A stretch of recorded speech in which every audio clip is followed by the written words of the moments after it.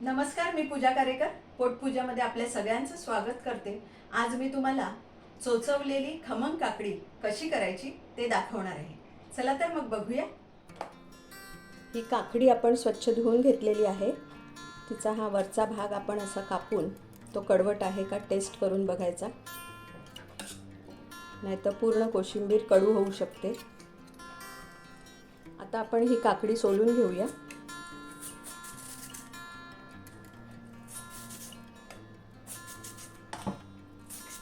आता आपण ही काकडी मध्ये कापून घेऊया। आता ही काकडी आपल्याला चोचवायची आहे।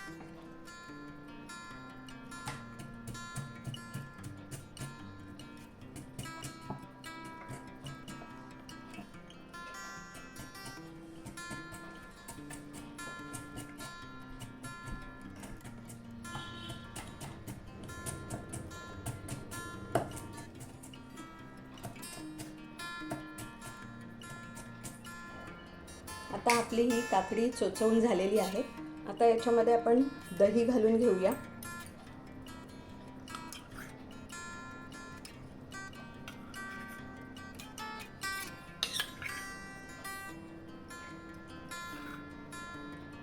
हिरवी मिरची जशी तुम्हाला आवडत असेल तशी कमी जास्त घालू शकता तुम्ही।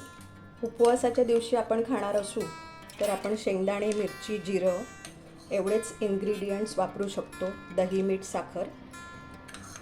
उपवास नसेल तर आपण कोथिंबीर किंवा कढीपत्ता, जिरा राईची फोडणी सुद्धा आपण देऊ शकतो। ही साखरेची पिठी आहे। तुम्हाला गोड जसं आवडत असेल तसं तुम्ही घालू शकता। आता चवीपुरतं मीठ।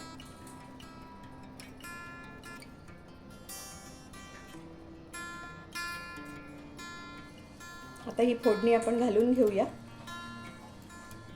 आता आपण हे सगळं मिक्स करून घेऊया। दही, मिरची, साखर पावडर, मीठ हे सगळं एकत्र नीट छान एकजीव करून घेऊया।